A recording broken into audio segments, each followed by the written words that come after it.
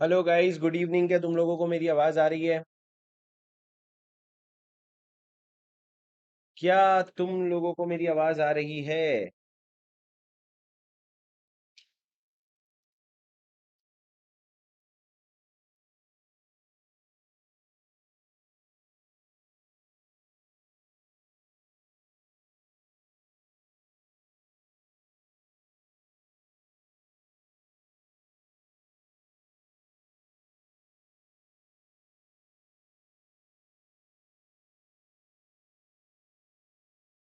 Guys,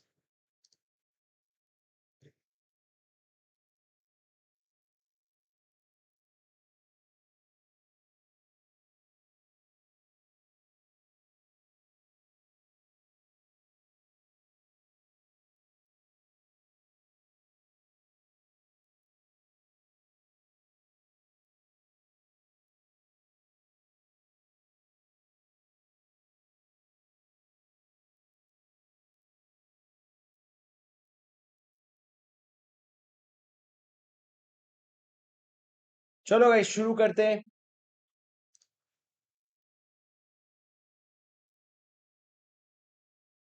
all right.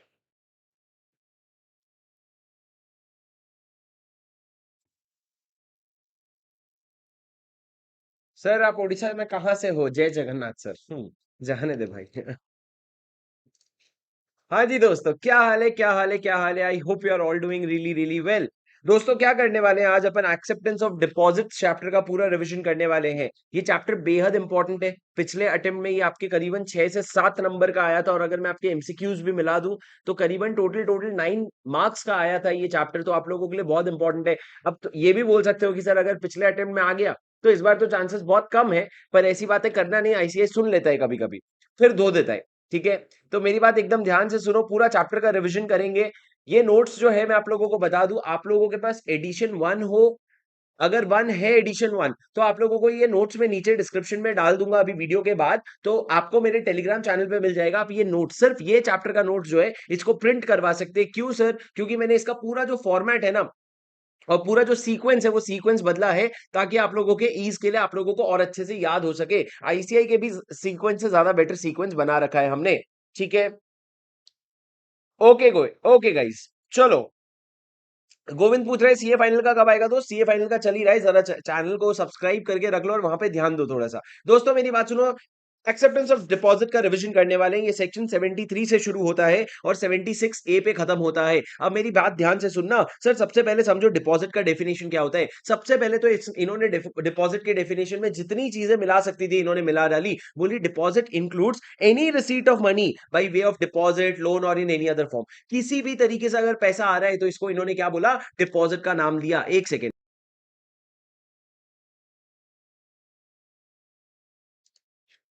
इन्होंने क्या किया? किसी भी चीज को डिपॉजिट का नाम दिया। Deposit includes any receipt of money by the deposit और लोन और इन एनी अदर फॉर्म, उसको हम कहते हैं सर डिपॉजिट। कोई भी चीज, जो भी पैसा आया है, उसको हम डिपॉजिट बोलेंगे। पर डिपॉजिट में क्या इंक्लूड नहीं होता? It does not include such category of amount as may be prescribed by the RBI. तो सर सारी चीजें इंक्लूड कर लेंगे, फिर कुछ चीजें जो हम प्रिस्क्राइब करेंगे उसको इंक्लूड नहीं करेंगे। नाटक है सर इनका। पहले इंक्लूड कर लिया, फिर 16 चीजें इन्होंने लिखी जो इन्होंने एक्सक्लूड कर दिया। ठीक है सर, कुछ चीजें ध्यान रखो। डिपॉजिट का रीपेमेंट एकदम टाइम बाउंड होना चाहिए, ये कंपनीज एक्ट चाहता है। दूसरा, डिपॉजिट जो है आपका सिक्योर्ड भी हो सकता है, अनसिक्योर्ड भी हो सकता है। प्राइवेट कंपनी जो है ना, वो डिपॉजिट में सिर्फ मेंबर से पैसे ले सकती है, पर पब्लिक कंपनी जो है वो मेंबर से भी ले सकती है और पब्लिक से भी पैसे ले सकती है। सर, ये आपका बेसिक प्रोविजन है, अभी तो शुरू भी नहीं हुआ है। अब सर एक एक करके हम समझेंगे कौन कौन सी चीजें डिपॉजिट के डेफिनेशन में इंक्लूड नहीं होती।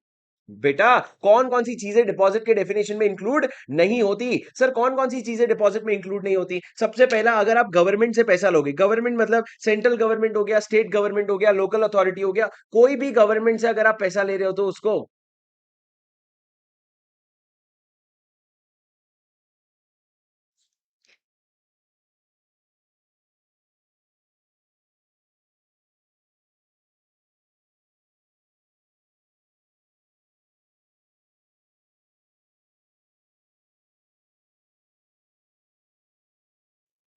सर, ठीक है, सुनो। कुछ आप लोगों को अगर इधर स्क्रीन पे डिस्टरबेंस आए तो मेरे को बताना। ये यहाँ पे ग्रीन स्क्रीन का आई थिंक वो हवा के कारण कुछ हो रहा है। सर अगर आपको कोई डिस्टर्बेंस आए तो मेरे को बता देना, मैं आगे बढ़ रहा हूँ, ठीक है? चैट नहीं देख रहा हूँ मैं। मेरी बात सुनना, सर डिपॉज़िट में क्या-क्या आता है? गवर्नमेंट आता है, सेंट्रल गवर्नमेंट, स्टेट गवर्नमेंट और लोकल अथॉरिटी आता है और उसके बाद आपका statutory authority constituted under any act या कोई भी और सोर्स जहाँ से रिपेमेंट गारंटीड है, वो गारंटी आता है। सर सिंपल सी बात समझो, गवर्नमेंट से कोई भी पैसा आया, गवर्नमेंट से कोई भी पैसा आया, कोई भी गवर्नमेंट से पैसा आया ना, उसको आप डिपॉज़िट नहीं मानोगे। दूसरा सर फॉरेन सोर्स है, फॉरेन सोर्स मतलब बाहर से, बाहर का गवर्नमेंट हो गया, बाहर का कोई इंसान हो गया, बाहर का कोई बैंक हो गया, कहीं से भी अगर पैसा आ रहा है ना, कहीं से भी अगर पैसा आ रहा है तो उसको फॉरेन सोर्स से माना जाएगा। सर बैंक्स एंड पीएफआई से, बैंक्स एंड पीएफआई से मतलब क्या? अगर आपको कोई भी बैंक या कोई भी पब्लिक फाइनेंशियल इंस्टीट्यूशन अगर पैसा दे रही है, कोई बैंकिंग कंपनी एसबीआई या एसबीआई की सब्सिडरी कोई भी अगर पैसा दे रहा है ना, वो यहाँ पे आ जाएगा। सर ये पहले के 3 पॉइंट देखो बहुत सिंपल है, सरकार से आ रहा है या फिर फॉरेन सोर्स से आ रहा है या फिर आपको बैंक एंड पीएफआई से आ रहा है। उसके बाद सर अगर आप कमर्शियल पेपर इशू कर रहे हो, सीपीज मतलब क्या? Commercial paper. अगर आप कमर्शियल पेपर इशू कर रहे हो तो कमर्शियल पेपर के सामने जो भी पैसा आ रहा है ना, उसको हम क्या मान लेंगे? उस कमर्शियल के सामने जो भी पैसा आ रहा है उसको डिपॉजिट नहीं मानेंगे। सर ये एक एक लाइन की चीज है, ये एक एक लाइन की चीज है। आपको बहुत ज्यादा इसमें क्वेश्चन आने का चांसेस है नहीं, पर फिर भी आपको याद रख लेना चाहिए कि गवर्नमेंट से पैसा आया, फॉरेन सोर्स से पैसा आया, बैंक से पैसा आया, ये सब कंसिडर नहीं होगा। उसके बाद सर बात करते हैं इंटर कॉर्पोरेट लोन्स की। अगर एक कंपनी दूसरे कंपनी को लोन दे रहा है या एक कंपनी दूसरे कंपनी में डिपॉजिट दे रहा है ना, तो उसको भी क्या नहीं माना जाएगा? डिपॉजिट नहीं माना जाएगा। कोई बड़ी बात नहीं है सर। उसके बाद बात करते हैं एप्लीकेशन मनी की। ये इंपॉर्टेंट है, मेरी बात सुनो। अगर एक कंपनी को एप्लीकेशन मनी आया है ना, क्यों एप्लीकेशन मनी आया है? फॉर सब्सक्रिप्शन ऑफ सिक्योरिटीज, तो उसको हम उस एप्लीकेशन मनी को डिपॉजिट नहीं मांगेंगे। पर एक बात सुनो, अगर 60 डेज के अंदर आपको क्या करना पड़ेगा? अलॉटमेंट। अगर नहीं करते हो अलॉटमेंट तो उसके 15 दिन के अंदर क्या कर दो? रिफंड। अगर वो 15 दिन के अंदर आप रिफंड भी नहीं करते हो ना, तो जिस समय रिफंड नहीं किया उसके बाद उसको क्या मान लिया जाएगा? डिपॉजिट मान लिया जाएगा। सर सबसे पहला, एनी अमाउंट रिसीव्ड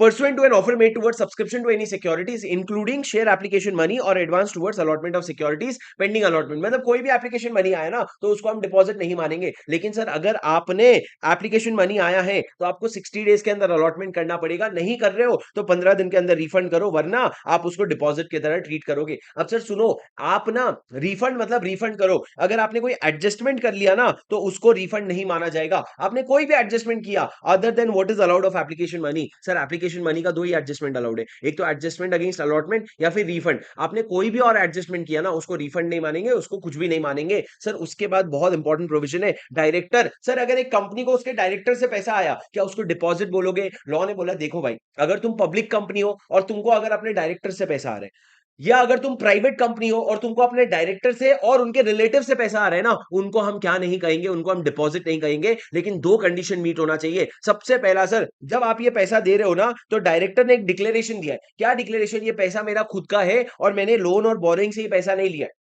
ये मेरा खुद का पैसा है और मैंने लोन और बोरिंग से पैसा नहीं लिया है। और दूसरा सर, उसको क्या डिस्क्लोज करना पड़ेगा? इन द बोर्ड रिपोर्ट उसको डिस्क्लोज करना पड़ेगा कि ये पैसे हमने एक्सेप्ट किए हैं। सर कहां डिस्क्लोज करोगे आप? बोर्ड रिपोर्ट में। दोस्तों क्या आपको मेरी बात समझ आई? क्या बोला मैंने? सर मैंने ये कहा कि अगर डायरेक्टर की बात करें तो डायरेक्टर के समय, मेरी बात ध्यान से सुनो, अगर डायरेक्टर की बात करें तो अगर आप डायरेक्टर से पैसा ले रहे हो, सर सुनो, पब्लिक कंपनी के केस में डायरेक्टर से पैसा या प्राइवेट कंपनी के केस में डायरेक्टर या उनके रिलेटिव से पैसा आप अगर ले रहे हो ना, तो उसको पैसा डिपॉजिट नहीं माना जाएगा अगर ये दो कंडीशन मीट हो जाता है। क्या आपको मेरी बात समझ आ रही है? हल्की हल्की, हल्की हल्की। अरे समझ आ रहा है क्या? पढ़ाई पे ध्यान दे रहे नालायक।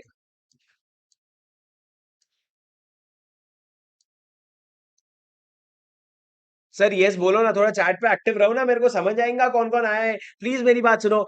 उसके बाद सर मैंने क्या कहा? कोई भी बॉन्ड या डिबेंचर हो, ये बात मेरी एकदम ध्यान से सुनना। सर कोई भी बॉन्ड या डिबेंचर हो उसको डिपॉजिट नहीं मानेंगे। सर बॉन्ड या डिबेंचर मतलब क्या है? एकदम ध्यान से सुनो। सर अगर कोई सिक्योर्ड बॉन्ड है, सिक्योर्ड किसके तरफ से है? कोई भी एसेट से सिक्योर्ड है, एक्सक्लूडिंग इंटेंजिबल एसेट, मतलब सिर्फ टेंजिबल एसेट से सिक्योर्ड है, और उसमें जो अमाउंट ऑफ सिक्योरिटी है ना, वो मार्केट वैल्यू ऑफ एसेट से ज्यादा है, तो लॉ ने बोला सिक्योर्ड बॉन्ड या डिबेंचर जो है ना, उसको अपन क्या नहीं मानेंगे? उसको अपन डिपॉजिट नहीं मानेंगे। दूसरा, अगर कोई कन्वर्टेबल, कंपल्सरीली कन्वर्टेबल बॉन्ड या डिबेंचर है जो 10 साल के अंदर कन्वर्ट हो जाएगा, उसको भी अपन क्या नहीं मानेंगे? डिपॉजिट नहीं मानेंगे। और अगर कन्वर्टेबल भी नहीं है और सिक्योर्ड भी नहीं है, पर सर वो जो डिबेंचर है ना, वो लिस्टेड है रिकॉग्नाइज्ड स्टॉक एक्सचेंज में, तो उसको भी हम क्या नहीं मानेंगे? डिपॉजिट नहीं मानेंगे। तो तीन चीजें सर, या तो सिक्योर्ड है, या तो कन्वर्टेबल है, या फिर सिक्योर्ड भी नहीं है, कन्वर्टेबल भी नहीं है, पर डिबेंचर है जो लिस्टेड है ना, तो लॉ ने बोला उनको हम डिपॉजिट नहीं मानेंगे। तो सर सुन लो मेरी बात, क्या कहा मैंने फिर से, आप एक्टिवेशन गेमिंग में ब्लॉक कर दूंगा भाई, प्लीज मेरे पढ़ाई करवाने दे, लास्ट में मस्ती करेंगे, पहले पढ़ाई कर लो प्लीज, मेरी बात सुनो। सर मैंने क्या कहा, बॉन्ड्स और डिबेंचर्स, बॉन्ड्स और डिबेंचर्स का क्या होगा, बॉन्ड्स और डिबेंचर्स का क्या होगा, अगर कन्वर्टेबल बॉन्ड्स या डिबेंचर्स है तो आप क्या करोगे, उसको उसको डिपॉजिट नहीं मानोगे। अगर सिक्योर्ड बॉन्ड या डिबेंचर है तो उसको डिपॉजिट नहीं मानोगे। और अगर कन्वर्टेबल भी नहीं है, सिक्योर्ड भी नहीं है, पर क्या है सर, आपका अनलिस्टेड, लेकिन आपका लिस्टेड डिबेंचर अगर है ना, तो लॉ ने बोला उसको भी डिपॉजिट नहीं मानेंगे। तो सर ये तीन चीजों को इन्होंने एक्सेप्ट कर दिया। उसके बाद सर बात करते हैं security deposit from employ. Sir employ से अगर पैसा आ रहा है, एम्प्लॉय से क्या आ रहा है, डिपॉजिट आ रहा है। एम्प्लॉय से डिपॉजिट कब आता है सर, यूजुअली आता है कभी कभी गवर्नमेंट कंपनीज में या इस तरह की जगह में। अगर आपको एम्प्लॉय से डिपॉजिट आ रहा है, वो डिपॉजिट अगर उनके एनुअल सैलरी से कम है और उसमें कोई इंटरेस्ट नहीं है ना, तो लॉ ने बोला जाने दो, उसको डिपॉजिट नहीं मानना। भले है वो सिक्योरिटी डिपॉजिट, पर उसको ये चैप्टर में डिपॉजिट नहीं मानना। उसके बाद से ट्रस्ट की बात करें तो ट्रस्ट में सर कोई भी नॉन इंटरेस्ट बेरिंग अमाउंट आता है ना, तो उसको आप डिपॉजिट नहीं मानोगे। फिर सर याद करो मेरे साथ, इन कोर्स ऑफ बिजनेस, मतलब आपके बिजनेस के दौरान आपको, अगर बिजनेस के दौरान कोई पैसा आ रहा है तो उसको डिपॉजिट नहीं मानेंगे। सर बिजनेस के दौरान मतलब क्या दोस्तों, ये रिवीजन एकदम ध्यान से सुनना। सर बिजनेस के दौरान मतलब क्या, मेरी बात सुनो, अगर आपको कोई एडवांस मिला है फॉर गुड्स और सर्विसेज, आपने कोई गुड्स और सर्विसेज सप्लाई करने के लिए एडवांस लिया है, और आपको 365 डेज के अंदर वो गुड्स या सर्विस जो है वो सप्लाई करना पड़ेगा, तब जाके वो एडवांस को डिपॉजिट नहीं माना जाएगा। तो गुड्स या सर्विस के लिए लिया है आपने। दूसरा, अगर आपने कोई इमूवेबल प्रॉपर्टी के लिए लिया है, और वो जो एडवांस है ना, वो इमूवेबल प्रॉपर्टी जब दोगे उसके लिए एडजस्ट हो जाएगा। मतलब आपने घर खरीद, किसी को घर खरीदना था, उसने एडवांस दिया, बाद में आप घर दोगे उसको, और वो एडवांस के अगेंस्ट एडजस्ट हो जाएगा, तो उसको भी आप डिपॉजिट नहीं मानोगे। तीसरा, अगर किसी ने सिक्योरिटी डिपॉजिट दिया है फॉर परफॉर्मेंस ऑफ कंट्रैक्ट, उसको भी डिपॉजिट नहीं मानोगे। चौथा, अगर सर कोई लॉन्ग टर्म प्रोजेक्ट है कैपिटल गुड्स का, लॉन्ग टर्म प्रोजेक्ट है कैपिटल गुड्स का, उसके लिए भी लिया हुआ पैसा जो एडवांस है, उसको डिपॉजिट नहीं मानेंगे। नेक्स्ट, अगर सर आपने कोई फ्यूचर सर्विस के लिए लिया है, मतलब 5 साल का वारंटी दे दिया आपने, वारंटी दे दिया, या कोई भी maintenance, AMC annual maintenance contract ले लिया, सर इस तरह का कॉन्ट्रैक्ट अगर ले रहे हो जिसका सर्विस पीरियड 5 साल से ज्यादा नहीं है, और सर सर्विस पीरियड 5 साल से ज्यादा नहीं होना चाहिए, या business practice which ever is lower से ज्यादा नहीं होना चाहिए, तब जाके उसको डिपॉजिट नहीं मानेंगे। सर कोई भी एडवांस रिसीव्ड और allowed as per sectoral regulator by the CGSG, sectoral regulator कुछ अलाउ करता है तो वो भी नहीं माना जाएगा। और sir advance for subscription towards publication, मतलब सर अगर न्यूज़पेपर सब्सक्राइब किया है आपने, उसका एडवांस दिया ना, तो उसको भी क्या नहीं माना जाएगा, डिपॉजिट नहीं माना जाएगा। सर समझे क्या? लेकिन सर ये ऊपर जितनी भी चीजें हैं ना, अगर क्या हुआ, तुमने बोला हम इतने समय के अंदर सामान सप्लाई करेंगे, पर एक दिन आया जब तुमको पता चल गया नहीं भाई, अब तो ये हम सप्लाई कर ही नहीं पाएंगे क्योंकि हमारा लाइसेंस छिन गया है, या हमारी फैक्ट्री डूब गई, या कुछ भी हो गया, तो जिस दिन तुमको समझ आ गया ना कि अब हम सप्लाई नहीं कर पाएंगे, तो उसके 15 दिन के अंदर अंदर आपको वो पैसा रिफंड करना पड़ेगा। अगर आपने रिफंड नहीं किया ना, उसको डिपॉजिट मान लिया जाएगा। सर इसको याद करने का मैंने क्लास में क्या शॉर्टकट बताया था, बता सकते हो क्या? मेरे को ध्यान नहीं आ रहा है। एक तो गुड्स हो गया, दूसरा प्रॉपर्टी हो गया, परफॉर्मेंस ऑफ अ कॉन्ट्रैक्ट हो गया, इमूवेबल प्रॉपर्टी हो गया, उसके अलावा लॉन्ग टर्म प्रोजेक्ट्स हो गए, आपका वारंटी हो गया, मतलब फ्यूचर सर्विसेज हो गया, फ्यूचर सर्विसेज हो गया, और सर ये वाला लास्ट वाला याद कर लो, सब्सक्रिप्शन हो गया। तो GIPLF, हाँ मेरे को GF प्लीज कुछ ऐसा याद आ रहा है, हाँ देखो देखो देखो, जाती ही नहीं है इंसान की सुनो, GF प्लीज, GF प्लीज, हाँ सर GF प्लीज का शॉर्टकट है, मेरी बात ध्यान से सुनो, मेरी बात एकदम ध्यान से सुनो, आजकल मैं स्क्रीन को स्क्रॉल ज्यादा नहीं करता हूं, मेरी बात सुनो। सर GF प्लीज क्या है, GFPLIS, सर गुड्स, अगर आपने कोई गुड्स या सर्विसेज को सप्लाई करने का वादा किया और उसके लिए आपने कोई एडवांस लिया, तो उसको डिपॉजिट नहीं मानेंगे। एक शर्त है, 365 डेज के अंदर क्या करना, उस गुड्स को दे देना, डिलीवर कर देना। उसके बाद सर यहाँ पे जो आई है वो हो गया immovable property. Immovable property, sir आपको पूरा याद करने की जरूरत नहीं है क्या क्या डिपॉजिट नहीं है, जितना मैं याद करवा रहा हूं उतना ही करो।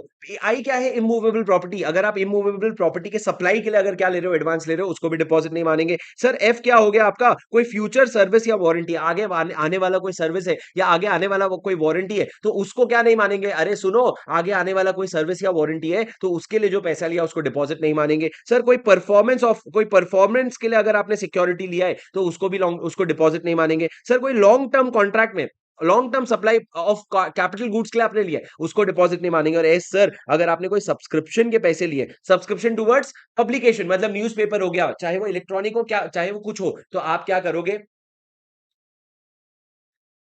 तो अगर इलेक्ट्रॉनिक सप्लाई हो तो आप क्या चाहे वो प्रिंटेबल हो या चाहे इलेक्ट्रॉनिक मोड में हो, आप उसको क्या नहीं मानोगे, आप उसको डिपॉजिट नहीं मानोगे। तो सर ये हो गया। उसके बाद सर आगे बढ़ते हैं, मैं सब एक साथ लास्ट में आपको फिर से रिकलेक्ट करवाऊंगा। सर प्रमोटर की बात सुनो, मेरी बात सुनो। सर प्रमोटर की क्या बात है, प्रमोटर की बात एक बार मेरे से ध्यान से सुन लो। सर कभी कभी क्या होता है, अगर अगर ये मेरी कंपनी है, मैं बैंक से लोन लेने गया, तो बैंक ने लोन में एक स्टिपुलेशन लगाया, कंडीशन लगाया कि अगर प्रमोटर जो है वो कंपनी में पैसा डालेगा ना, वो प्रमोटर अगर कंपनी में पैसा डालेगा तो ही मैं कंपनी को लोन दूंगा। तो इस चक्कर में या तो प्रमोटर ने या प्रमोटर के रिलेटिव ने अगर अनसिक्योर्ड लोन दिया है, तो ये जो अनसिक्योर्ड लोन है ना, इसको डिपॉजिट नहीं माना जाएगा। पर कब तक नहीं माना जाएगा, जब तक ये बैंक का लोन रीपे नहीं हो जाता। जब बैंक का लोन रीपे हो जाए तब प्रमोटर को भी पैसे वापस कर देना, वरना प्रमोटर के पैसे को क्या मान लेंगे हम, डिपॉजिट मान लेंगे। तो सर यहां पे क्या लिखा है, अगर कोई भी पैसा प्रमोटर लाया है अनसिक्योर्ड लोन के फॉर्म में, following condition should be complied. पहला, पैसा ला क्यों रहे हो सर, पैसा ला क्यों रहे हो, क्योंकि स्टिपुलेशन लगाया है लेंडिंग बैंक ने।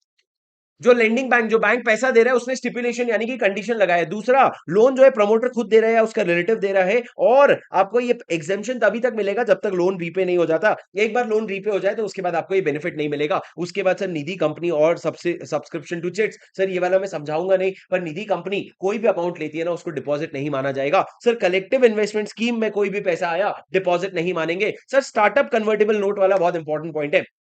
सर अगर एक स्टार्टअप है, उसने कन्वर्टिबल नोट इशू किया, कितने का, 25 लाख रुपए का या उससे ज्यादा का। अगर एक स्टार्टअप है जिसने कन्वर्टिबल नोट इशू किया, और वो जो कन्वर्टिबल नोट है ना, it will be convertible into equity on repayment with in period not exceeding 10 साल, 10 साल के अंदर अंदर हो जाना चाहिए। तो सर उसको भी हम डिपॉजिट नहीं मानेंगे। सर अगर एक स्टार्टअप है, उसने अगर कन्वर्टेबल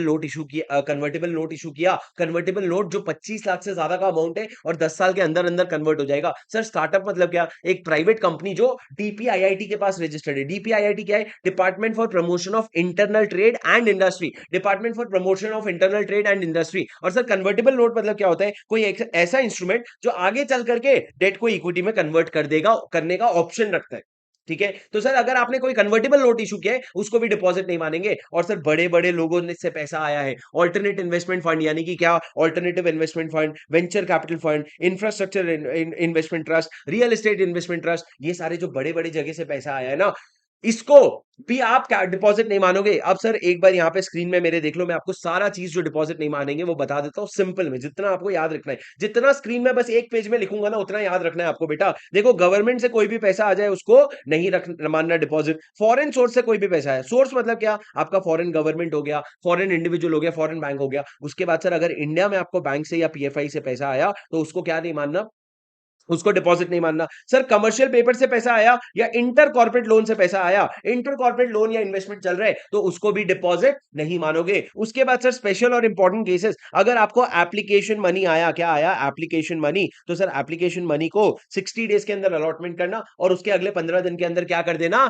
पर अगर नहीं कर पा रहे हो अलॉटमेंट तो रिफंड कर देना। नहीं अगर रिफंड किया ना, तो 15 दिन के बाद उसको क्या मान लिया जाएगा, डिपॉजिट मान लिया जाएगा। उसके बाद सर अगर आपको कंपनी के डायरेक्टर से पैसा मिल रहा है, कंपनी का डायरेक्टर क्यों पैसा दे रहा है भाई, उसकी मर्जी, डायरेक्टर दे रहा है या प्राइवेट कंपनी में उसका रिलेटिव दे रहा है, तो उसको डिपॉजिट नहीं मानेंगे। शर्त दो है, एक तो खुद से डिक्लेरेशन दे देना, और बोर्ड के रिपोर्ट में डिस्क्लोजर दे देना। बोर्ड के रिपोर्ट में क्या करना, डिस्क्लोजर दे देना। उसके बाद सर अगर आपने कोई एम्प्लॉय से सिक्योरिटी डिपॉजिट लिया है, तो उसको भी नहीं मानेंगे। शर्त सिर्फ इतना है, एनुअल सैलरी से कम होना चाहिए। उसके बाद सर अगर आपने कोई ट्रस्ट ने अगर पैसा लिया है, तो उसको डिपॉजिट नहीं मानेंगे। अगर आपने बिजनेस के कोर्स में कोई पैसा लिया है, तो उसको भी डिपॉजिट नहीं मानेंगे। उसके बाद सर मैंने क्या कहा, अगर आप कंपनी के प्रमोटर से पैसा ले रहे हो, कंपनी का प्रमोटर यानी कि कंपनी के मालिक से, या फिर सर निधि कंपनी बन करके पैसा ले रहे हो, या कलेक्टिव इन्वेस्टमेंट स्कीम के अंडर पैसा ले रहे हो, या फिर सर मेरी बात ध्यान से सुनो, या तो कलेक्टिव इन्वेस्टमेंट स्कीम, और सर उसके बाद अगर आप स्टार्टअप बन करके पैसा ले रहे हो। सर स्टार्टअप बन करके पैसा ले रहे हो मतलब क्या, स्टार्टअप बन करके मतलब कन्वर्टेबल नोट इशू कर रहे हो 25 लाख रुपए या उससे ज्यादा। और सर अच्छा, मैं एक चीज भूल गया, बॉन्ड्स और डिबेंचर्स, बॉन्ड्स और डिबेंचर्स, अगर आप बॉन्ड्स या डिबेंचर्स इशू कर रहे हो, तो उसको भी क्या नहीं मानेंगे अपन, कन्वर्टेबल अपन उसको डिपॉजिट नहीं मानेंगे। और सर लास्ट, अगर आप ऑल्टरनेटिव इन्वेस्टमेंट फंड्स वगैरह से पैसे ले रहे हो, तो उसको भी डिपॉजिट नहीं मानेंगे। 1 2 3 4 5 6 7 8 9 10 11 12 13 14 15 16 पॉइंट है सर। कितने पॉइंट्स है, 16 पॉइंट। याद हुआ क्या, याद हुआ क्या।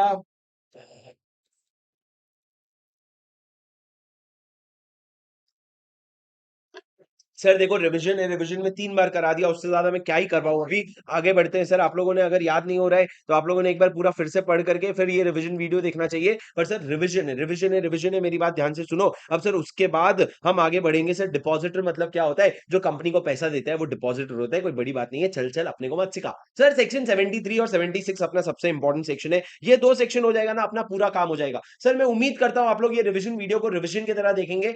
मैं आपके कॉन्सेप्ट्स याद करवाऊँगा, आपको रिवाइज़ करवाऊँगा, पर सर आपको ध्यान में कॉन्सेप्ट पहले से होना चाहिए। हमने रेगुलर बैच वाले हमने डिपॉजिट की पूरी रेगुलर क्लास की थी, फिर उसके बाद मैंने आपको एग्जाम ओरिएंटेड क्लास भी करवाई है। एग्जाम ओरिएंटेड वाले अपन ने पूरी क्लास में डिटेल में 2 दिन में 6 घंटे में पूरा डिपॉजिट का चैप्टर खत्म किया है। अब सर तुम लोगों का काम है मेरे साथ रिवीजन करो, सारे कांसेप्ट्स रिकलेक्ट करो और ये चैप्टर को खत्म करो। अपने को 40-45 मिनट से ज्यादा ये चैप्टर में देना ही नहीं चाहिए। सर सेक्शन 73 क्या कहता है, मेरी बात ध्यान से सुनो। पहले मैं आपको बेसिक बेसिक बता देता हूँ। सर ये पब्लिक कंपनी है, ये प्राइवेट कंपनी है। प्राइवेट कंपनी जो है ना सिर्फ अपने मेंबर से पैसा ले सकती है, पर पब्लिक कंपनी जो है ना मेंबर से तो पैसा ले ही सकती है, पर अगर आपको पब्लिक से लेना है ना पैसा तो आप ले सकते हो, लेकिन उसके लिए आपको एलिजिबल पब्लिक कंपनी बनना पड़ेगा। सर एलिजिबल पब्लिक कंपनी क्या होता है उसके लिए हम अगले सेक्शन में 76 में बात करेंगे। पर सर अब बात करते हैं अगर आपको मेंबर से पैसा लेना है तो क्या करना पड़ेगा। सबसे पहले सर ये सेक्शन कहता है कि कंपनी जो भी कंपनी है ना, अगर पब्लिक से पैसा उसको एक्सेप्ट करना है ना तो उसको ये चैप्टर के हिसाब से एक्सेप्ट करना पड़ेगा, उसके अलावा नहीं कर सकता। लेकिन सर ये जो प्रोविजन है ये बैंकिंग कंपनी को अप्लाई नहीं होगा और उन कंपनी को अप्लाई नहीं होगा जो सीजी और आरबीआई साथ में मिलकर के बताए। जाने दो, कोई इंपॉर्टेंट नहीं है। अब सर अगला वाला पॉइंट सुनो। सर कंपनी में subject to the following resolution, ordinary resolution in the general meeting, आप जनरल मीटिंग में ओआर पास करके क्या कर सकते हो बेटा, क्या कर सकते हो, accept deposit from its member after complying with the following condition. आपने ओआर पास किया, अब आप क्या कर सकते हो सर, मेरे साथ एक बार पढ़ लो, फिर स्क्रीन में देख के सारी चीजें याद करवा दूंगा, उसके ज्यादा कुछ नहीं लगेगा। एक बार मेरे साथ साथ पढ़ लो। अरे दोस्तों एक बार मेरे साथ साथ पढ़ लो। और तुमको मैं बताऊं, ये जो तुमने ये सोचा ना रिकॉर्डेड लेक्चर्स अपलोड हो रहे हैं इसलिए हम लाइव नहीं आएंगे, तुम्हारा नुकसान। मैंने तो 2 लेक्चर अपलोड किए क्योंकि तुम्हारा शेड्यूल बना रहे, वो भी ऐसे लेक्चर है जो यूट्यूब में कहीं नहीं है रे, नया फ्रेश रिकॉर्डिंग है वो, एब्सोल्युटली लेटेस्ट रिकॉर्डिंग है वो, तुम्हारा लॉस है। और जो लोग आए हो बेटा, भगवान से मेरी दुआ रहेगी, हे भगवान हर इंसान जो इस वीडियो को देख रहा है उससे ना एक बार लाइक करवा देना। जो जो 1 लाइक मारेगा सर उसके 1 नंबर, उससे ज्यादा नहीं। आपको ऑड नंबर में लाइक्स मारने हैं। अब मेरी बात सुनो, जितने लाइक्स उतने नंबर्स, मेरी बात सुनो, बैठ करके 100 लाइक मत मार देना, तुम्हारे लाइक के लाइक भी हो जाएंगे और मेरा नंबर, मेरे को लाइक भी नहीं मिलेगा और तुमको मार्क्स भी मिल जाएंगे 100। सर ये तो अच्छा है ना, ऐसा थोड़ी होता है। सर मेरी बात सुनो, चलो फटाफट एक बार लाइक मारो बेटा, फटाफट। और तुम लोग अपने दोस्तों को बता रहे हो कि नहीं रैपिड रिवीजन हो रहे हैं? हाँ, बता रहे हो कि नहीं रैपिड रिवीजन हो रहा है? कैसे चलेगा तुम लोग नहीं बताओगे तो? ऐसा थोड़ी होता है छुप छुप के पढ़ाई कर लेना होता है। चलो सुनो दोस्तों, सर अब मैं जो फ्लो में बैठाने वाला हूं ना आप लोगों को, आपको मेरे साथ साथ याद करना पड़ेगा। पूरा अटेंशन देने की जिम्मेदारी आपकी और पूरा 100% कवरेज देने की जिम्मेदारी मेरी। मेरी बात सुनो सर, मैंने क्या कहा, अगर आप सेक्शन 73 की बात करो तो पब्लिक से डिपॉजिट ले सकते क्या, ले सकते हैं, लेकिन ये चैप्टर के हिसाब से। अब बताओ सर मेंबर से डिपॉजिट ले सकते क्या? हाँ बेटा, सबसे पहले क्या पास कर ले, ओआर पास कर ले। उसके बाद सर मैंने क्या कहा, ओआर पास करने के बाद आपको सर्कुलर इशू करना पड़ेगा। सर सर्कुलर कौन से फॉर्म में इशू करते हो आप? डीपीटी 1 फॉर्म में इशू करोगे। उसमें सर बेसिक डिटेल दोगे, जैसे कि कंपनी का फाइनेंशियल पोजीशन क्या है, क्रेडिट रेटिंग क्या है, कितने डिपॉजिटर है, कितना अमाउंट ड्यू है और बाकी सारी चीजें। ये सारी चीजें आप किसको बताओगे? सारी चीजें आप बताओगे। उसके बाद सर सर्कुलर की कुछ खास बातें बता देता हूं। सर आप मेंबर्स को दे रहे हो तो मेंबर्स से पैसा मंगवा रहे हो तो मेंबर्स तक आपको सर्कुलर पहुंचाना भी तो पड़ेगा ना। तो आप जो सर्कुलर है ना सारे मेंबर को रजिस्टर्ड पोस्ट एक्नॉलेजमेंट ड्यू से भेजोगे या फिर स्पीड पोस्ट से भेजोगे या इलेक्ट्रॉनिक मोड से। ये तीनों में से कोई तो भी मोड से भेजोगे। उसके साथ साथ सर न्यूज़पेपर में भी छापोगे और वेबसाइट में भी डालोगे, मतलब हो हल्ला मचा दोगे सर वेबसाइट से पैसे कि हम मेंबर से पैसा ले रहे हैं, मेंबर से पैसा ले रहे हैं। सर डीपीटी 1 फॉर्म में आपको एक और चीज भी अटैच करना पड़ेगा। आपका जो स्टैट्यूटरी ऑडिटर है ना वो एक रिपोर्ट देगा, ये कंपनी ने पहले डिफॉल्ट नहीं किया है किसी भी डिपॉजिट में, कंपनी ने पहले डिपॉजिट में डिफॉल्ट नहीं किया है, और अगर करा भी है ना तो डिफॉल्ट को सुधारे 5 साल हो गए, डिफॉल्ट को सुधारे 5 इयर्स हो गए, 5 years have lapsed from the date on which default was made. उसके बाद सर आप आरओसी के पास फाइल करोगे ये वाला डीपीटी, और आरओसी के पास जब फाइल करोगे ना तो इसमें मेजॉरिटी डायरेक्टर साइन करेंगे। सर एक बात बोलूं क्या, चैप्टर 3 प्रोस्पेक्टस, प्रोस्पेक्टस जब आप आरओसी के पास डिलीवर करने जाते हो ना बेटा तो प्रोस्पेक्टस को कौन साइन करता है? सारे डायरेक्टर। पर जब आप सर्कुलर इशू करने जा रहे हो ना, तो सारे डायरेक्टर ने मेजॉरिटी साइन करेंगे सर, मेजॉरिटी साइन करेंगे, और उसके 30 दिन के अंदर अंदर आप क्या करवा दोगे, इशू करवा दोगे। मतलब इशू करवाने के कम से कम 30 दिन पहले क्या करवाना पड़ेगा, रजिस्ट्रेशन। सर ऐसा बोलो, मैंने अभी जैसा बोल रहा हूं वैसा बोलो, इशू करने के कम से कम 30 दिन पहले क्या करवाना पड़ेगा, रजिस्ट्रेशन। सर वैलिडिटी क्या रहेगी सर्कुलर की, सर लाइफ टाइम नहीं, जब आपका फाइनेंशियल ईयर खत्म होता है ना, उसके बाद 6 महीना, या फिर actual date of the general AGM, या फिर जो भी लास्ट ड्यू डेट था ऑफ द एजीएम, ये तीनों में से whichever is earliest of until 6 months from the closure of financial year, AGM का डेट या फिर last date for on which the AGM was supposed to be held. Sir आपको हर financial year के लिए एक फ्रेश सर्कुलर इशू करना पड़ेगा। क्यों बेटा, क्योंकि वरना फाइनेंशियल पोजीशन बदलती है ना हर साल, तो लॉ ने बोला हर फाइनेंशियल ईयर तेरे को क्या करना पड़ेगा, एक नया सर्कुलर देना पड़ेगा। सर ये सर्कुलर को 30 दिन के अंदर, कम से कम 30 दिन पहले क्या करवाओगे, रजिस्टर करवाओगे। सर आपको एक डिपॉजिट रीपेमेंट रिजर्व बनाना पड़ेगा, इसके बारे में हम आगे पढ़ेंगे।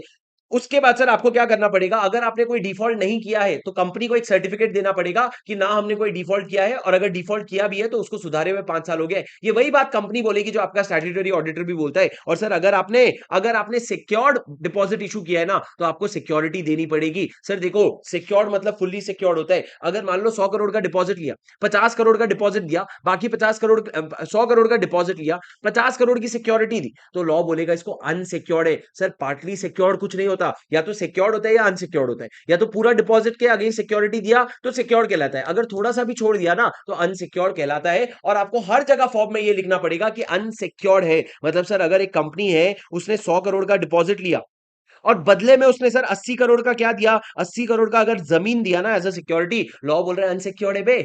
लॉ बोल रहे हैं 100 करोड़ के सामने 100 करोड़ होना हमको कम से कम, और उसके ऊपर इंटरेस्ट भी जोड़ना। तो मैंने कहा partly secured deposit are termed as unsecured deposit. और सर सुनो, अगर कंपनी एक सिक्योर्ड डिपॉजिट इशू करती है ना, तो उसको डिपॉजिटर ट्रस्टी अपॉइंट करता है। आगे चल करके हम इस बारे में पढ़ेंगे। अब सर ये 5 पॉइंट मैं आपको फिर से बता देता हूं, मेरी बात ध्यान से सुनो। सर सेक्शन 73 क्या कहता है, अगर एक पब्लिक कंपनी है या अगर एक प्राइवेट कंपनी है, अगर वो अपने मेंबर से पैसा लेना चाहती है, सबसे पहले ओआर पास करो। सबसे पहले ओआर पास करो, फिर सर्कुलर इशू करो। सर सर्कुलर कौन से फॉर्म में इशू करोगे, डीपीटी 1 फॉर्म में इशू करोगे। सर उसमें आप बहुत सारे क्या दोगे, बहुत सारे इंफॉर्मेशन दोगे। क्या दोगे बेटा, बहुत सारे इंफॉर्मेशन दोगे। सर्कुलर में बहुत सारे इंफॉर्मेशन दोगे। उसके बाद मैंने क्या कहा, सर्कुलर में इंफॉर्मेशन तो दोगे, पर उसके बाद मैंने क्या कहा, आप उसमें ना आपको फाइनेंशियल पोजीशन वगैरह बताना पड़ेगा कंपनी का। आपको उसमें एक स्टैट्यूटरी ऑडिटर का रिपोर्ट लगाना पड़ेगा। क्या रिपोर्ट, कि भैया रिपोर्ट में ये लिखोगे कि हमारे कंपनी ने कोई डिपॉजिट में डिफॉल्ट नहीं किया है। सर उसके बाद आपको आरओसी के पास कम से कम 30 दिन पहले रजिस्ट्रेशन के लिए भेजना पड़ेगा। और सुनो, 30 दिन पहले रजिस्ट्रेशन के लिए भेजोगे, सर वैलिडिटी क्या होगी, वैलिडिटी जब फाइनेंशियल ईयर क्लोज होता है उसके बाद 6 महीना, या एजीएम का डेट, या लास्ट डेट जब एजीएम होल्ड होना चाहिए था, उसके बाद सर आपको एक डिपॉजिट रीपेमेंट रिजर्व बनाना पड़ेगा। और अगर आपका सिक्योर डिपॉजिट है तो आपको सिक्योरिटी देनी पड़ेगी। बस इतने से पॉइंट्स हैं सर। पर मैं आपको बताऊं, ये जो सारे के सारे पॉइंट्स है ना, ये जो सारा का सारा पॉइंट कि डिपॉजिट तेरे को सर्कुलर इशू करना पड़ेगा, ये करना पड़ेगा, वो करना पड़ेगा, ये सारा नॉट एप्लीकेबल हो जाएगा। कौन कहां पे सर, प्राइवेट कंपनीज में। कौन से वाले प्राइवेट कंपनीज में, सर 3 प्राइवेट कंपनी में। पहली प्राइवेट कंपनी कौन सी होगी, जो अपने लिमिट के अंदर क्या कर रही है, लिमिट के अंदर डिपॉजिट एक्सेप्ट कर रही है। लिमिट हो गया 100% of paid up share capital plus free reserve plus security premium. अगर आप अपने लिमिट के अंदर एक्सेप्ट कर रहे हो। दूसरा, अगर आप एक स्टार्टअप कंपनी हो, क्या हो, स्टार्टअप कंपनी हो, और आप अपने स्टार्टअप कंपनी के शुरू के 5 साल में हो। और तीसरा, अगर आप एक प्राइवेट कंपनी हो जो 3 कंडीशन सेटिस्फाई करती है। सबसे पहला, आपके ऊपर कोई बॉडी कॉर्पोरेट तो नहीं है। दूसरा, आपका जो बोरिंग है वो एक लिमिट के अंदर है। लिमिट क्या है, 2 times of paid up share capital या 50 crore, whichever is higher, ये लिमिट है आपका। और तीसरा, अगर आपने कोई भी बोरोइंग नहीं किया, कोई भी बोरोइंग का डिफॉल्ट नहीं किया है, तब जाके आप एक स्पेशल प्राइवेट कंपनी बनोगे और आपको ये प्रोविजन अप्लाई नहीं होगा। एक सेकंड सर देख लेते हैं। सबसे पहला सर, अगर आपका जो लिमिट है ना, बोरोइंग है ना, 100% of paid up share capital से ज्यादा नहीं है, या फिर आप स्टार्टअप हो शुरू के 5 साल में, या फिर सर सारे कंडीशन फॉलो करते हो। अच्छा, not an associate of subsidiary of any body corporate. क्या लिखा है सर, आप किसी कंपनी के एसोसिएट या सब्सिडरी नहीं हो। अच्छा, मैंने बोला आपका कोई बॉडी कॉर्पोरेट शेयर होल्डर नहीं होना चाहिए, ऐसा नहीं सर। यहाँ पे क्या लिखा है, आप किसी के एसोसिएट या सब्सिडरी नहीं हो। दूसरा, आपका बोरिंग जो है ना, वो एक लिमिट के अंदर है, विच इज लोअर ऑफ, मैंने यहाँ पे हायर बोल दिया sir, I am so sorry, which is lower of 2 times of paid up share capital और 50 करोड़ रुपए। एंड सर मैं क्यों कंफ्यूज हुआ पता है, आज ही एक सेक्शन सीए फाइनल का एक सेक्शन था, सेक्शन नंबर 185। सेक्शन नंबर 185 में भी इस तरह का एक्सेप्शन है, वहां पे इन्होंने बॉडी कॉर्पोरेट लिखा है, यहाँ पे इन्होंने क्या लिखा है, एसोसिएशन एंड सब्सिडरी और lower of 2 times of the paid up share capital और 50 करोड़, और कंपनी का कोई सबसिस्टिंग डिफॉल्ट नहीं होना चाहिए in the repayment of the boring. तो सर ये तीन कंडीशन मीट करोगे तो स्पेशल प्राइवेट कंपनी बनोगे, और आपको क्या नहीं लगेगा, आपको ये जो प्रोविजंस हमने बताया ये सब नाटक नहीं करना पड़ेगा। समझे क्या? अब सर समझो, अगर आपने कंपनी को पैसा दिया था और कंपनी आपको पैसा रीपे नहीं कर पाती तो क्या होगा? तो वही होगा जो मंजूर खुदा होगा। अरे नहीं ना, अगर आप डिपॉजिटर हो, आपने पैसा दिया था और कंपनी रीपे नहीं कर पा रही है ना, तो आप जाके ट्राइब्यूनल के पास कंप्लेन करोगे और ट्राइब्यूनल जो है आपके फेवर में जो भी ऑर्डर पास करना है वो पास करेगा। सर मेरे को बताओ कितना डिपॉजिट मैक्सिमम ले सकते हो आप? तो सर अगर आप मेंबर से पैसा ले रहे हो ना, तो 35% ऑफ डॉट डॉट डॉट, तीन डॉट मतलब क्या sir, paid up share capital, free reserve और SPA, 35% of dot dot dot. लेकिन सर ये जो 35% का लिमिट है ना, इसमें भी कुछ चेंजेस है। सर अगर आप बात करोगे आईएफएससी पब्लिक कंपनी, आईएफएससी मतलब क्या sir, international financial service centre वाली कुछ पब्लिक कंपनीज या प्राइवेट कंपनीज, सर आप इसको स्पेशल कंपनीज की तरह याद कर लो, और प्राइवेट कंपनी जो है वो 100% तक ले सकती है। लेकिन सर ये जो मैक्सिमम लिमिट है ना प्राइवेट कंपनी का, ये वापस से दो कंपनी को अप्लाई नहीं होगा।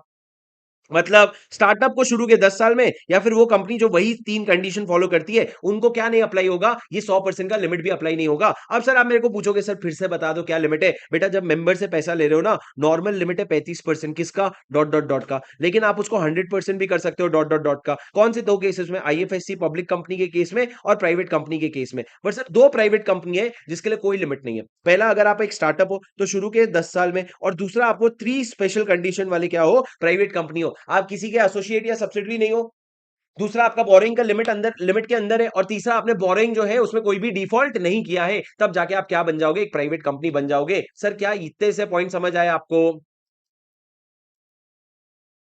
क्या इतने से पॉइंट समझ आए आपको? आज कर दूंगा सोहन, आज कर दूंगा, खाली तो बैठा हूं मैं, कोई काम थोड़ी है अपने पास, आज ही कर देंगे, तो टेंशन मत ले। मैं तो देख ही रहा था 6499 में, बोला हाय यार अब से तो करना पड़ेगा, सोहन ने बोला है। सर समझे क्या, एमडी मोबिन स्नेहा के अलावा कोई और? हाँ सर। सर सिंपल रखते हैं, एक बार अभी के लिए बेसिक बेसिक सिंपल सुनो। अभी सर एक बार पढ़ लिए, तुमको मैं क्लास में याद भी करवा रहा हूं। सर मेरी भले स्पीड है, लेकिन जितनी स्पीड में मैं तुमको 3 बार करवा दूंगा ना, उतनी स्पीड में अकेले तुम आधी बार भी नहीं कर पाओगे। मेरी बात सुनो सर, मैं आपको क्या बोल रहा हूँ। सर सेक्शन 73 देखो, अभी याद कर लो क्या कहता है। अगर एक कंपनी को मेंबर से पैसा लेना है ना, सर्कुलर पहले ओआर पास कर, फिर सर्कुलर बना, कौन से फॉर्म में, डीपीटी 1 में, उसमें बहुत सारा डिटेल्स दे, उसमें तू क्या करवा, स्टैट्यूटरी ऑडिटर का रिपोर्ट ले कि हमने कोई डिफॉल्ट नहीं हुआ है, उसमें तू उसको आरओसी के पास रजिस्टर करवा और उसकी वैलिडिटी का ध्यान रख। उसके बाद सर हमने बोला डिपॉजिट रीपेमेंट रिजर्व करना पड़ेगा, और आपको सिक्योरिटी क्रिएट करना, सिक्योरिटी प्रोवाइड करना पड़ेगा। लेकिन सर ये सारा बेसिक प्रोविजन जो है ना, तीन प्राइवेट कंपनी को अप्लाई नहीं होगा। वो प्राइवेट कंपनी जो 100% of paid up share capital, free reserve और सिक्योरिटी प्रीमियम के लिमिट के अंदर डिपॉजिट ले रही है, या दूसरा वो प्राइवेट कंपनी जो स्टार्टअप है और स्टार्टअप अपने शुरू के 5 साल में है, और तीसरा थ्री कंडीशंस वाली स्पेशल प्राइवेट कंपनी, मतलब क्या, जिसकी कोई एसोसिएट या जो किसी की एसोसिएट या सब्सिडरी नहीं है, या दूसरा बोरोइंग जो है लिमिट के अंदर है, लिमिट क्या है, 2 times of paid up share capital और 50 crore whichever is lower, और तीसरा क्या है सर, आपने कोई भी डिफॉल्ट नहीं किया है, तो आपको ये प्रोविजन एप्लीकेबल नहीं होगा। उसके बाद सर मैंने क्या कहा, मैक्सिमम कितना होगा आपका डिपॉजिट, 35% होगा नॉर्मली, 100% होगा प्राइवेट कंपनी के केस में यूजुअली, पर कोई लिमिट नहीं लगेगा, मतलब कोई अपर लिमिट ही नहीं है। अगर आप एक ऐसे प्राइवेट कंपनी हो जो स्टार्टअप के शुरू के 10 साल में है, शुरू के 10 साल का स्टार्टअप है, या फिर सर अगर उसने जो लिमिट ले, उसने तीन कंडीशन वाली प्राइवेट कंपनी है, क्या तीन कंडीशन वाली प्राइवेट कंपनी है? समझे सर?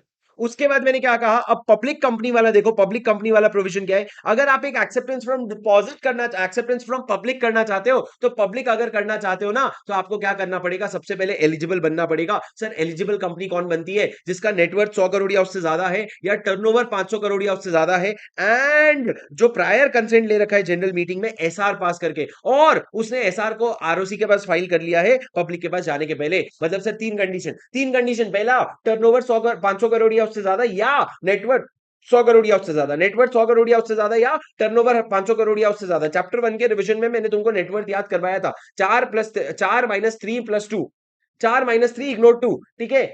सर नेटवर्थ 100 करोड़ से ज्यादा है या टर्नओवर 500 करोड़ से ज्यादा है एंड आपने प्रायर कंसेंट ले लिया है एसआर पास करके एंड आपने वो एसआर को आरओसी के पास फाइल कर दिया है, लेकिन सर एसआर की जगह ओआर लगेगा, डिपॉजिट लेने के लिए ओआर लगेगा अगर आप 180 सबसेक्शन 1 क्लॉज सी के लिमिट के अंदर हैं। अगर आप 180 सबसेक्शन 1 क्लॉज सी के लिमिट के अंदर है तो आपको एसआर नहीं लगेगा बेटा, आपको क्या लगेगा, ओआर लगेगा। अब सर मेरी बात सुनो, अगर आप मेंबर से पैसा, अगर आप पब्लिक से पैसा लेना चाहते हो ना तो सबसे पहले एसआर पास करो, फिर ये सेक्शन का कंप्लायंस करो और उसके अलावा रूल्स का कंप्लायंस करो। सर अब मेरी बात सुनो, स्पेसिफिक प्रोविजन आपको लेना पड़ेगा सर क्रेडिट रेटिंग एजेंसी का रेटिंग। सर आपका जो एलिजिबल कंपनी है वो क्रेडिट रेटिंग एजेंसी से क्रेडिट रेटिंग लेगी और उसके बाद ही पब्लिक में जाएगी। सर रेटिंग जो है ना आपको हर साल लेना पड़ेगा ड्यूरिंग द टेन्योर, मतलब अगर 3 साल के लिए डिपॉजिट दिया है तो हर साल आपको रेटिंग लेना पड़ेगा और जो कॉपी होगा ना रेटिंग का वो आप आरओसी के पास जमा करोगे डीपीटी 3 में। डिपॉजिट का सबसे पहला फॉर्म डीपीटी 3। और सर आपका जो रेटिंग है ना वो मिनिमम इन्वेस्टमेंट ग्रेड रेटिंग के नीचे नहीं होना चाहिए, मिनिमम इन्वेस्टमेंट ग्रेड रेटिंग के नीचे नहीं होना चाहिए, वरना कोई मतलब ही नहीं है, वो आपको इन्वेस्टमेंट करने, वो आपको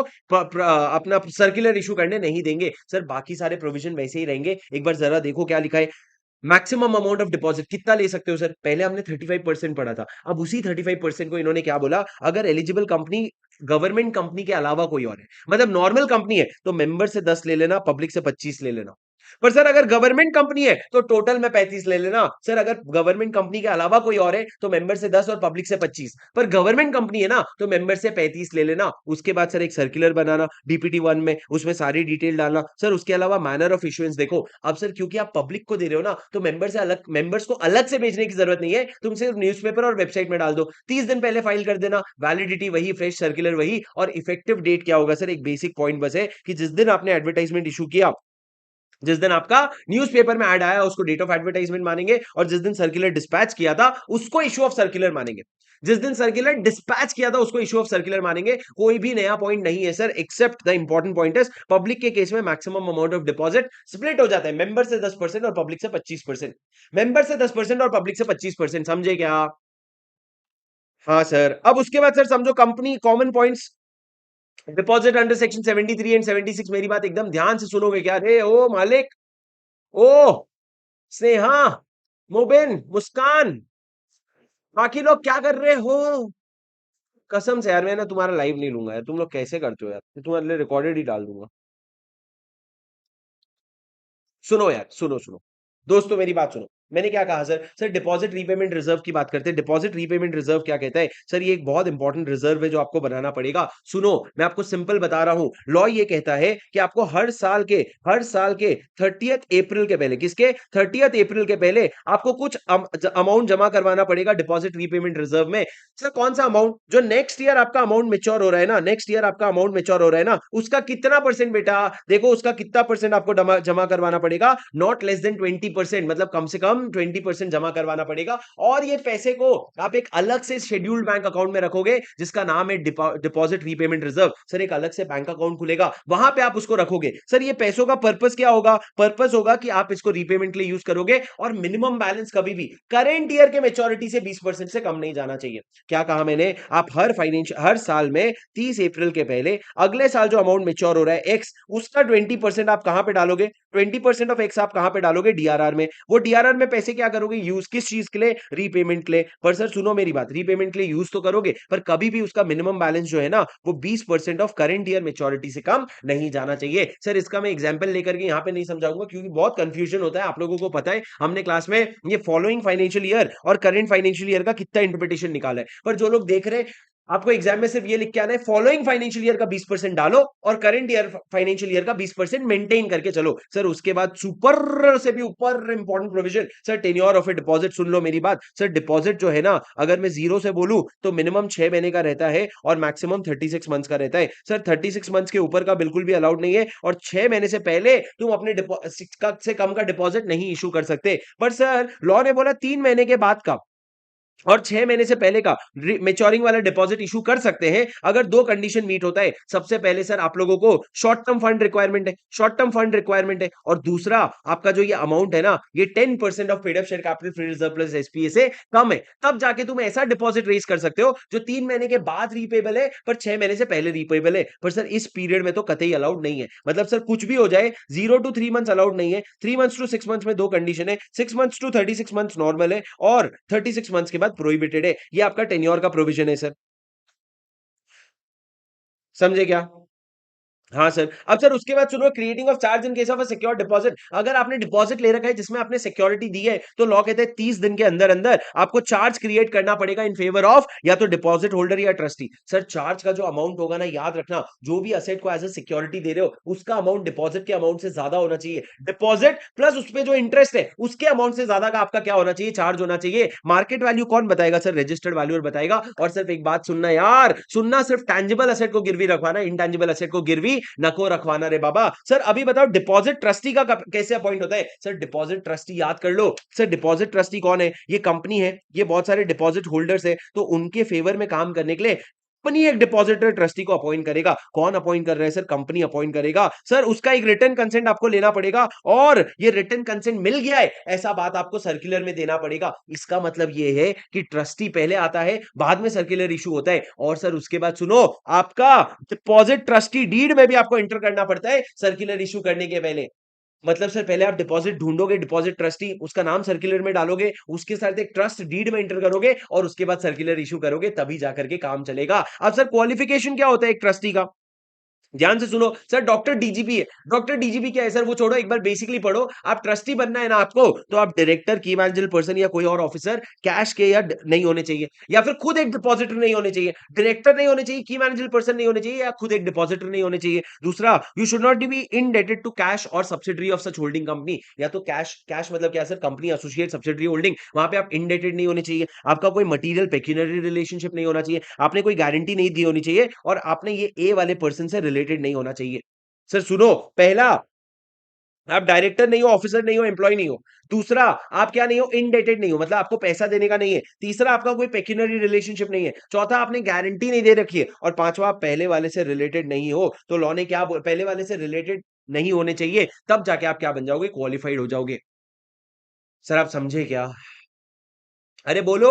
सर क्या है कि आप अगर ट्रस्टी बनना चाहते हो ना सर, एक बार फिर से मैं आपको याद करवाता हूं, देखो फिर से तीसरी बार रिवीजन करेंगे। सर आप ना डायरेक्टर नहीं होने चाहिए, की मैनेजरल पर्सन नहीं होने चाहिए, ऑफिसर या एम्प्लॉय नहीं होनी चाहिए। कहां पे बेटा? कैश में। या फिर सर आप खुद एक डिपॉजिटर नहीं होने चाहिए, या फिर सर आप खुद ना इनडेटेड नहीं होने चाहिए। किसको? कैश को या सो को। सो मतलब subsidiary of holding. Sir subsidiary of holding मतलब ये कंपनी है, ये इसकी होल्डिंग कंपनी है। होल्डिंग कंपनी को जो दूसरी सब्सिडरी है ना, उसको हम सब्सिडरी ऑफ होल्डिंग कहते हैं। उसके बाद सर आपका कोई पेक्यूनरी रिलेशनशिप नहीं होना चाहिए, आपने गारंटी नहीं दी होनी चाहिए, और आप ये पहले वाले लोगों के रिलेटिव नहीं होने चाहिए। तब जाके हम क्या मानेंगे? आपको इंडिपेंडेंट मानेंगे, और आप डायरेक्ट डिबेंचर ट्रस्टी बन सकते, डिपॉजिट ट्रस्टी बन सकते हो। उसके बाद sir removal of trustee. Sir एक बार अपॉइंट हो गया तो रिमूव भी हो सकता है क्या? हाँ सर, रिमूव करने के लिए आपको consent of all the directors present at the meeting, जितने भी डायरेक्टर है ना, सबका कंसेंट लगेगा। और अगर कंपनी के पास इंडिपेंडेंट डायरेक्टर है ना, तो कम से कम एक इंडिपेंडेंट डायरेक्टर की तो आने की जरूरत है, कम से कम एक इंडिपेंडेंट डायरेक्टर। सर जो ट्रस्टी होता है वो इंसान होता है कि मतलब इंडिविजुअल होता है कि कंपनी होता है? सर लॉ में लिखा है पर्सन, तो वो एक कंपनी भी हो सकता है। सर क्या, बस इतना ही सर। उसके बाद आप एक रजिस्टर ऑफ डिपॉजिट मेंटेन करोगे। सर रजिस्टर ऑफ डिपॉजिट मतलब क्या? एक बेसिक रजिस्टर जिसमें आप डिपॉजिट होल्डर का नाम, उसका रेट ऑफ इंटरेस्ट, डिपॉजिट कितना दिया, कब से शुरू हुआ, कब खत्म होगा, मेच्योरिटी क्या है, ये सारी चीजें डाल करके रखोगे सर। हर एक डिपॉजिटर का डिटेल डाल करके रखोगे सर। इसमें जो एंट्री है ना, वो 7 दिन के अंदर कर दोगे। Entry to be made within 7 days of issuance of receipt और ऑथेंटिकेटेड बाई डायरेक्टर। जिस दिन आपने रिसीट दिया ना, उसके 7 दिन के अंदर अंदर एंट्री कर देना, और सीएस उसको क्या करेगा? ऑथेंटिकेट करेगा। उसके बाद सर ये जो रजिस्टर है ना, you will preserve for more, not for 8 years from financial year in which latest entry was made. Latest entry मतलब अभी नया नया ताजा ताजा जब डिपॉजिट इशू हुआ था ना, उसके 8 साल तक आप क्या करोगे? मेंटेन करोगे सर। उसके बाद next super important provision, pre mature repayment. क्या लिखा है मैंने? Pre mature repayment. Sir simple सा प्रोविजन है, अगर मान लो मैंने डिपॉजिट किया था 3 साल के लिए, 3 साल के लिए, और सर मैं चला गया 1 साल बाद डिपॉजिट के रीपेमेंट के लिए। लॉ ने क्या बोला? सुन बे, पहले तो सुन, पहले तो तू 6 महीने तक रीपेमेंट के लिए जा ही नहीं सकता, चाहे कुछ भी क्यों ना हो जाए। पहले के 6 महीने में तू रीपेमेंट मांग ही नहीं कर सकता, प्री मेच्योर हो ही नहीं सकता। पर सर उसके बाद अगर 6 महीने के बाद आप जा रहे हो, तो समझो आप गए 1 साल के बाद, तो लॉ कहता है जो भी तेरा 1 साल का इंटरेस्ट रेट था ना, उसमें 1% का पेनल्टी कटेगा, और तेरे को नेट रेट के हिसाब से क्या मिल जाएगा? तेरे को इंटरेस्ट मिल जाएगा। मतलब मान लो 3 साल का इंटरेस्ट रेट 10% था, 8 साल का, 1 साल का 7% था, तो तेरे को 7% में से 1%, 6% कट के 6% का इंटरेस्ट मिल जाएगा, जितने भी समय के लिए तेरा लोन था।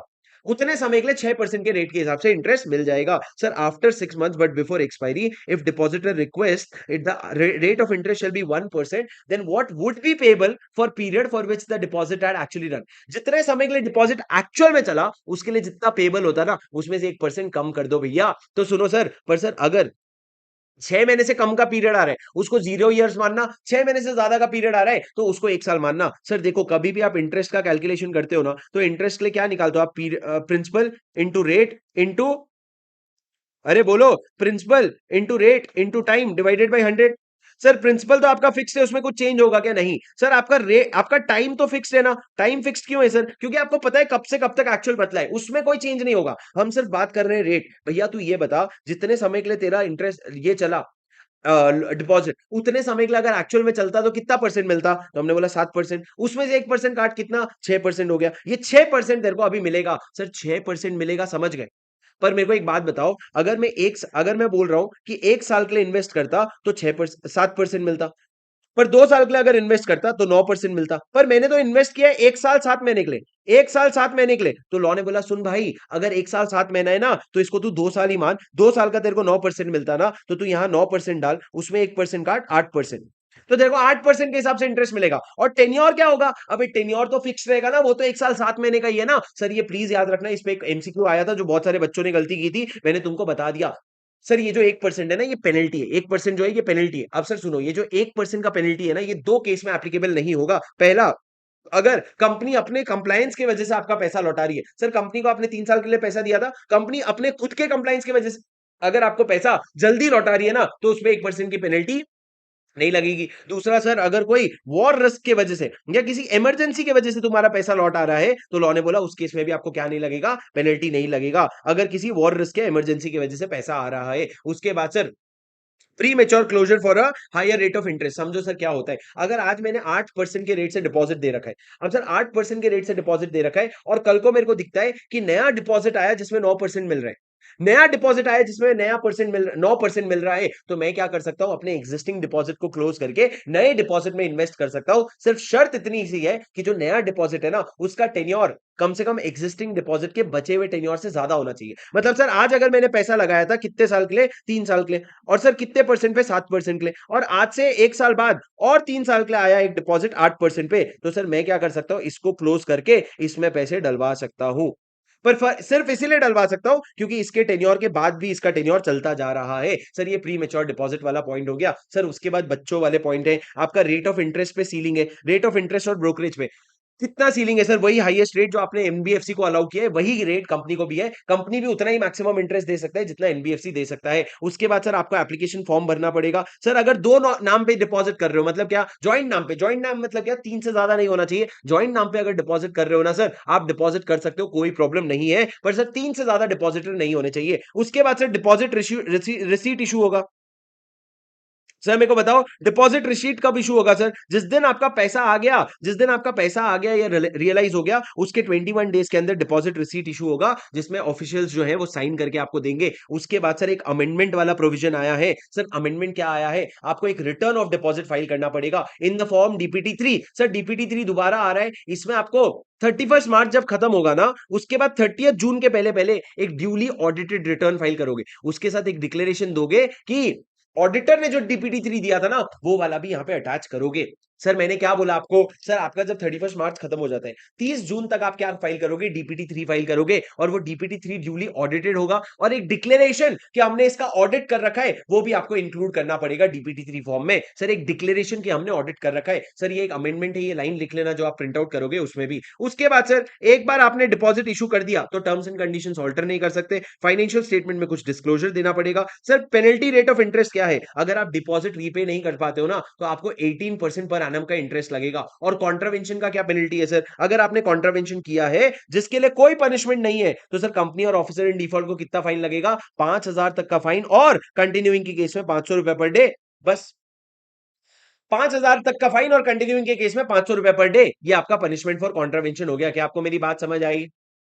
अरे बोलो, डिड यू अंडरस्टैंड और डिड यू नॉट अंडरस्टैंड? हो क्या तुम लोग मेरे साथ? हाँ सर, ये एक लाइन लिख लिया ना आपने, यहाँ पे बस आपको ये एक लाइन आगे लिखना क्या है, and declaration to the effect shall be submitted by the director by the auditor in DPT 3। Declaration to that effect, declaration to that effect मतलब क्या, मैंने ऑडिट किया है, ऐसा डिक्लेरेशन देना पड़ेगा ऑडिटर को डीपीटी 3 फॉर्म में। समझला का है? अरे बोलो समझला का है? सर ये मैंने क्या किया, 73 के प्रोविजन अलग, 76 के प्रोविजन अलग, और सारे कॉमन पॉइंट्स अलग कर दिए ताकि आपको कंफ्यूजन ना रहे, क्योंकि आईसीआई मॉड्यूल अगर आप देखोगे तो बहुत कंफ्यूजिंग बना रखा है इन्होंने। उसके बाद सर सेक्शन 76 ए कुछ भी नहीं है, पेनल्टी है सर, वो सिर्फ ये कहता है कि कंपनी अगर सेक्शन 73 का कंप्लाइंस नहीं करती है या 76 का कंप्लाइंस नहीं करती है तो कंपनी पे पनिशमेंट लगेगा सर, पेनल्टी। सर ये पेनल्टी आप पढ़ लेना, इसमें मेरा कोई वैल्यू ऐड नहीं है। मैं आपको सेक्शन 74 बता देता हूं सर, वैसे तो ये भी रेलेवेंट नहीं है, पर लॉ ने क्या बोला, देख भाई, 2014 को मान लो ये लॉ आया, तो उस समय इसने क्या बोला कि अब से डिपॉजिट जो है वो मैक्सिमम 3 साल का रहेगा, यानी कि मैक्सिमम 36 मंथ्स का रहेगा। पर अगर सर कोई कंपनी ने 2012 में डिपॉजिट इशू किया होगा 10 साल का, क्या वो इशू कर सकता था? हाँ। तो लॉ ने बोला अब जब हमारा अमेंडमेंट आया है ना, अब जब हमारा नया लॉ आया है ना, तो हम आपको ट्रांजिशन पीरियड देंगे। ट्रांजिशन पीरियड क्या होगा सर? सबसे पहले आपको क्या करना पड़ेगा, जब ये नया लॉ आया इसके 3 महीने के अंदर, 3 महीने के अंदर तुम आरओसी को बताओ कि तुम्हारे क्या क्या डिपॉजिट पेंडिंग है। तुम आरओसी को बताओ क्या क्या डिपॉजिट पेंडिंग है, और यहीं से 3 साल के अंदर अंदर तुम डिपॉजिट को रीपे भी कर दो। पर अगर तुम 3 साल के अंदर रीपे नहीं कर पाओगे ना, तो अप्लाई करके एक्सटेंशन के लिए मांग लो और आरओसी आपको एक्सटेंशन दे देगा। पर हम चाहते हैं कि यहाँ पे सारी चीजें कंप्लायंस में आ जाए, तो लॉ ने क्या कहा कि where the deposit was accepted on commencement of this act 1 April 2014, तो आपको 3 महीने के अंदर क्या बताना पड़ेगा, statement of all the deposit accepted, और उसको 3 साल के अंदर रीपे करना पड़ेगा, और maturity date whichever is earlier. लेकिन सर अगर अगर आप अपना समय पे डिपॉजिट दे रहे हो without any default, then above condition shall be deemed to have been complied with. Sir फिर आप ट्राइब्यूनल से एक्सटेंशन मांग सकते हो अगर आपकी कंपनी का फाइनेंशियल कंडीशन अच्छा नहीं है, पर सर अगर आप कॉन्ट्रावेंशन करते हो तो आप पे पेनल्टी लगेगा। सर सिंपल सा ट्रांजिशन प्रोविजन है, एकदम भी एग्जाम पॉइंट ऑफ व्यू से रेलेवेंट नहीं है सर। आपका 1 अप्रैल 2014 को ना आपको 3 महीने के अंदर क्या करना था, आपका कितना डिपॉजिट है वो बताना था, और 3 साल के अंदर रीपे करना था। पर सर अगर आपकी फाइनेंशियल कंडीशन पुअर है तो आप मांग करके एक्सटेंशन भी ले सकते थे, और पर सर एक्सटेंशन दुनिया भर का एक्सटेंशन हुआ था, कोई भी पैसा समय पे नहीं दे पाया था। सर क्या आपको मेरी बात समझ आ रही है?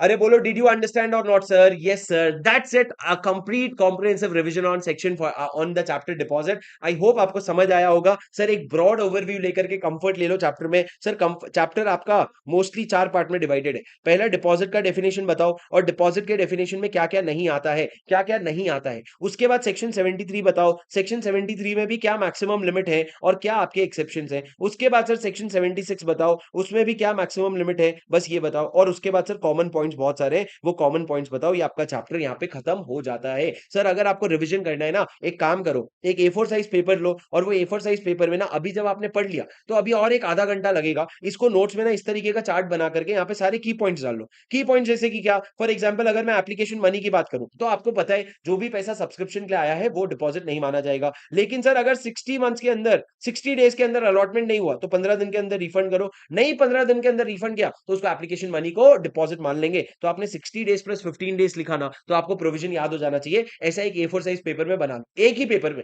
जितने पॉइंट है सारे एकदम कीवर्ड्स लिख दो, फिर वो एक पेपर से जब रिवाइज करोगे ना एकदम अलग ही मजा आ जाएगा। एग्जाम के पहले 1 घंटे से ज्यादा नहीं लगेगा। समझो सर। अगर आइडिया पसंद आया तो लाइक जरूर कर देना। अगर तुम चाहते हो इस तरह का समरी मैं बनाऊं, हाँ, क्योंकि तुमने मेरे को रखा जो है काम पे, तुम्हारे बोले सर हम पास होना चाहते, करके दो।